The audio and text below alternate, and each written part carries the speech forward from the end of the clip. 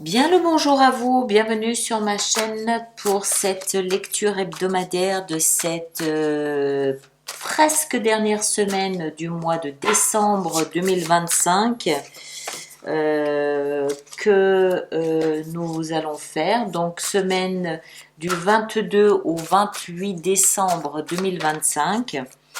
Joyeux Noël à tous ceux qui fêtent Noël, joyeuses fêtes à ceux qui profitent de cette période pour fêter et retrouver leur famille. Alors, on va, hop, regardez, 10 de denier, la famille et la douceur maternelle. Qu'on en profite, on en a bien besoin. Alors, 3 cartes pour cette semaine, 22 au 28 décembre. Qu'avons-nous? La lune, l'empereur et la 2 de bâton. 2 arcanes majeures, un arcane mineur, mais ça me plaît bien. Tiens, j'ai presque envie d'en rajouter une en toile de fond. Le chariot, ça ne m'étonne pas. Ça ne m'étonne pas et ça me plaît bien. 3 arcanes majeures pour cette dernière semaine. Presque dernière semaine, il y a encore quelques jours. De cette année quand même assez particulière qu'aura été 2025, année 9. La lune, on le voit bien ici sur cette caricature, c'est tout ce monde intérieur fait d'émotions, de sensibilité, fait d'illusions, de rêves, de perceptions aussi. C'est tout ce qu'on veut pas forcément montrer aux autres. C'est tout ce qui est secret, tout ce qu'on cache à l'intérieur de soi. La lune, la meilleure façon de la décrire, c'est de bien, l'énergie de la lune. La meilleure façon de la décrire, c'est de bien comprendre qu'en fait, elle a besoin de se construire à l'abri des regards. Concrètement, elle est croissante à l'abri des regards et c'est le soleil qui vient illuminer le fruit de ce qu'elle est devenue. C'est le soleil qui vient mettre la lumière sur ce qu'elle a réussi à faire, sur ce qu'elle est finalement, sur son ADN, sur ce qu'elle a accompli une fois par mois. En attendant, elle concocte dans l'obscurité. Et c'est ça, la lune. Donc, c'est tout cet univers de ressenti, je bâtis à l'abri du regard et des regards. Notre univers intérieur, qu'on arrive à gérer avec maestria, l'empereur. On décide, on gère. C'est ma façon à moi de gérer mon univers intérieur, ma façon à moi de gérer mes émotions. Il y a une espèce de, donc c'est très individuel. Il y a une espèce de visa cette semaine qui nous dit que on a réussi à gérer notre univers intérieur. On a réussi à se personnaliser nos émotions, notre univers intérieur. On le gère à sa façon, à soi. Chacun se reconnaîtra là-dedans à différents degrés peut-être aussi, mais bon an, mal an, on a réussi à se personnaliser cet outil d'émotion, à réussir à travailler avec notre monde intérieur. On a été obligé, de gré ou de force, on a dû plonger dans notre vie intérieure, dans notre intériorité, et on a dû, de gré ou de force, apprendre à côtoyer nos émotions, nos perceptions, nos sensibilités. On a dû apprendre à les reconnaître, on a dû les subir. On a dû les sublimer, on a dû concocter avec tout ça, on a dû côtoyer tout ça. Et l'empereur nous dit, eh ben, bravo. Parce que aujourd'hui, cette semaine, 22-28 décembre, on est là comme un empereur. On a appris à devenir le maître dans cet univers-là chez soi. Personne nous explique comment ça fonctionne chez nous. On a géré ça de main de maître. Ça veut pas dire qu'on devient insensible et dur, c'est pas ça. Ça veut dire qu'on décide pour soi aujourd'hui. Hein. L'empereur, c'est mon territoire. Quiconque vient chez moi le fait à ses risques et périls. Ça ne veut pas dire que personne ne peut venir, mais s'il vient, il aura besoin d'un visa. Et le visa, c'est moi qui le valide ou pas. Vous voyez, c'est l'empereur, c'est son territoire, et son territoire, c'est les émotions, c'est ses émotions à lui. Chacun son domaine. Là, c'est chez moi. C'est voilà, et j'ai réussi à maîtriser. Je me laisse plus submerger. Je maîtrise. Je maîtrise tellement bien qu'aujourd'hui, je suis à la croisée des chemins. Je comprends que je suis devant une situation où je peux me permettre de choisir le chemin que je veux. C'est ce que nous dit aussi le chariot. Le chariot, c'est l'arcane majeure de la 2 de bâton. C'est puissance 10. On voit clairement cheval blanc, cheval noir. Ça, c'est le reflet de la lune. La lune pourrait nous parler de l'univers du cheval blanc, et le soleil pourrait nous parler de l'univers du cheval attendez, je me mélange les pinceaux. La lune pourrait nous parler de l'univers du cheval noir, et le soleil pourrait nous parler de l'univers du cheval blanc. D'accord? C'est cette polarité, intériorité, extériorité. Ce que je fais à l'intérieur a besoin de la lumière. Et les deux sont pareils. Les deux ont besoin l'un de l'autre pour exister. L'un ne peut pas exister sans l'autre. Le chariot n'avance pas sans la coordination des deux. Ça n'est pas possible. C'est une loi universelle. Et le chariot ici, pour avancer, qu'est-ce qu'il a besoin de faire? Ce bonhomme ici, c'est-à-dire vous, il a besoin de coordonner ses angoisses ou son intériorité, ses peurs, ses doutes, avec ses ambitions, avec son idéal. Et c'est exactement ce que vous avez réussi à faire. D'accord? Donc ça montre bien que le travail a été fait, que tout l'univers intérieur a été dompté, a été approché de gré ou de force. Hein. Pour beaucoup d'entre nous, ça a été de force. Mais on a réussi à entrer là-dedans, on a réussi à faire comme on a pu, et l'empereur a pris ses quartiers tellement bien qu'aujourd'hui, voilà, vous êtes à la tête du chariot, et maintenant c'est moi qui choisis. J'ai ce luxe à la fin du mois de décembre de décider du chemin que je veux prendre, parce que je sais ce que ça veut dire gérer mes émotions. Voilà, cadeau de Noël. Alors, on va voir si on peut avoir quelques éléments complémentaires avec ça. Alors que c'est déjà bien complet, je trouve, mais on va voir. Hein. Alors, la lune. La lune, on a 6 d'épée. L'empereur, on a l'étoile. La 2 de bâton, on a la 9 de coupe, magnifique. Et le chariot, on a la 10 d'épée. Ouais. Alors, l'univers intérieur, cet univers dans lequel on a pu peut-être quelquefois se noyer, on a pu quelquefois être submergé par nos émotions, ballotté. Souvent, quand on est dans cet univers intérieur, dans nos émotions, on contrôle pas, alors les émotions, c'est quoi? C'est beaucoup de choses.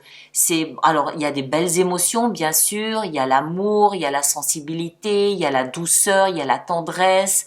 Il y a tous ceux qui arrivent à canaliser tout ça par la musique, par la peinture, par l'art, dans la nature aussi.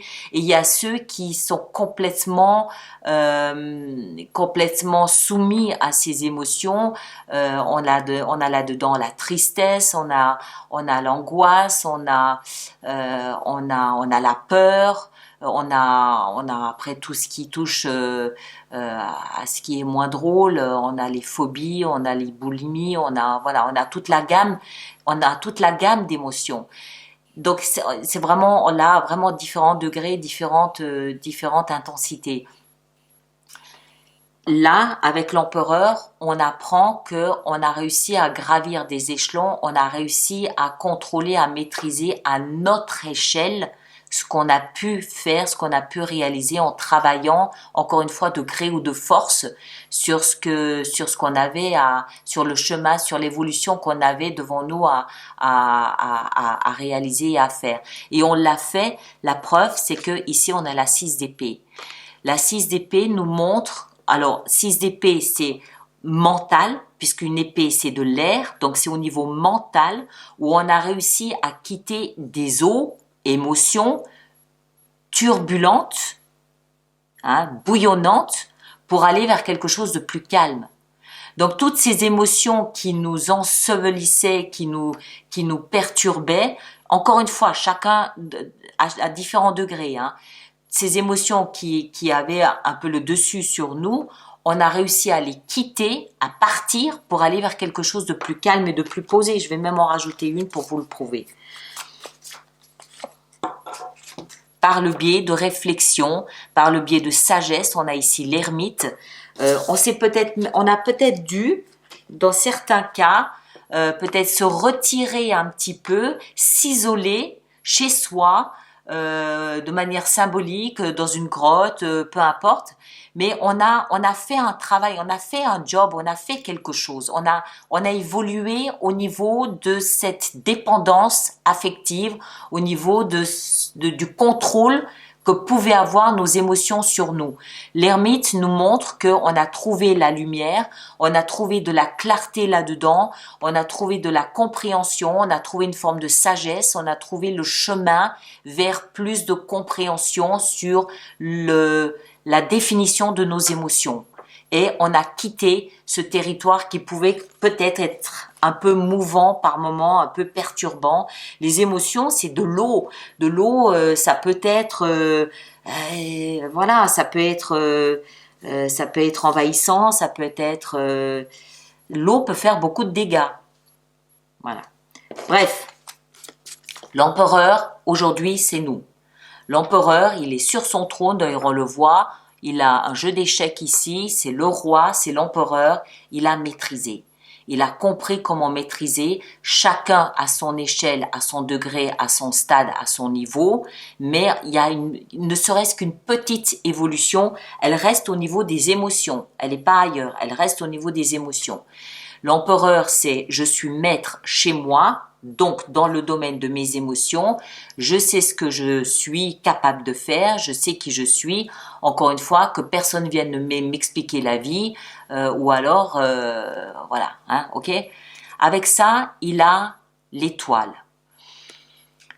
L'étoile, d'une manière générale, représente l'espoir.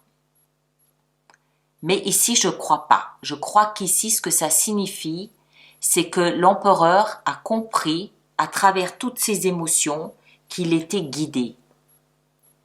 Que quelque chose lui montrait le chemin. Ce quelque chose, c'est la lanterne de l'ermite. C'est une forme de sagesse. C'est... Alors, ceux qui sont spirituels, on va dire que c'est un guide. Ça peut être l'intuition.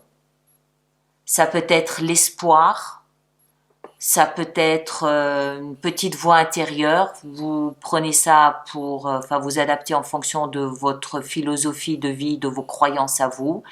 Mais je crois que l'empereur a compris que, en fait, il y avait quelque chose dans son épreuve qui lui montrait le chemin.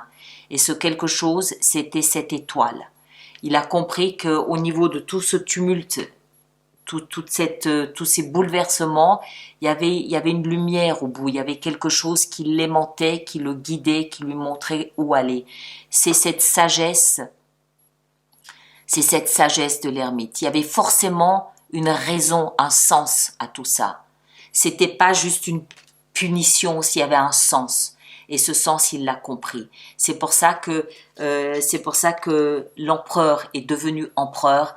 C'est pas à coup de muscles et à coup de bâton. Vous êtes devenu empereur parce que c'est par sagesse. C'est la sagesse qui fait que l'empereur est devenu empereur. C'est pas à coup de trick. Bref, je me fais rire toute seule. Après, du coup, forcément, on arrive à la croisée des chemins. On arrive à la croisée des chemins. On arrive ici à la 2 de bâton. Cette force, cette philosophie de vie fait comprendre que il y a aujourd'hui cette philosophie permet aujourd'hui de comprendre qu'on peut choisir son chemin. On peut le choisir parce qu'on a grandi, on a évolué, on a compris quelque chose. On a compris quoi? 9 de coupe. On a compris qu'on pouvait réaliser son rêve. Encore une fois, ce qu'on a gagné là-dedans, c'est une sagesse. C'est une sagesse. 9 de coupe représente le Graal. Je vais en rajouter une. Représente le Graal. Ouais, le chariot. On l'a encore. 9 de coupe représente le Graal. C'est-à-dire que maintenant, vous avez compris comment émettre un vœu, comment émettre un souhait et comment le réaliser. On retrouve notre chariot, celui qu'on avait ici. D'accord? Cette polarité du... On n'éteint pas le doute. On fait pas abstraction du doute. On n'étouffe pas le doute. Le doute fait partie de la vie. On en a besoin. On fait avec le doute. On compose avec le doute. On compose avec les émotions. On les éteint pas. Et je pense que c'est le cadeau de ce qu'on a compris ici. D'accord? On retrouve le chariot. Et en toile de fond, on l'a vu, on a donc ce fameux chariot avec vous ici, qui avait compris comment balancer, composer avec l'inquiétude, le doute, l'appréhension et les idéaux. Et tout ça a permis de mettre un terme à la 10 d'épée. La 10 d'épée, c'est quoi? C'est tout simplement les émotions elles étaient légitimes, ces émotions. 10 d'épée, c'est une émotion qui est légitime, c'est une émotion de souffrance. Ça fait mal, c'est douloureux. C'est pas une émotion qui est inventée, elle est vraiment réelle, elle est là. Mais elle est là pour permettre d'évoluer. C'est pas une punition. Enfin, c'est pas une punition. Elle permet de tirer en avant. Elle permet d'évoluer. Maintenant, il faut la traverser. On la traverse pas avec le sourire non plus. Mais ça, c'est quelque chose. Voilà, c'est quelque chose qu'on a gagné. C'est quelque chose qu'on a compris. Voilà mes chers, je vous laisse avec ça. Passez une très belle semaine. De joyeuses fêtes, encore une fois, et on se retrouve la semaine prochaine pour 2026. Yes, on y est. À bientôt, merci beaucoup, merci bien.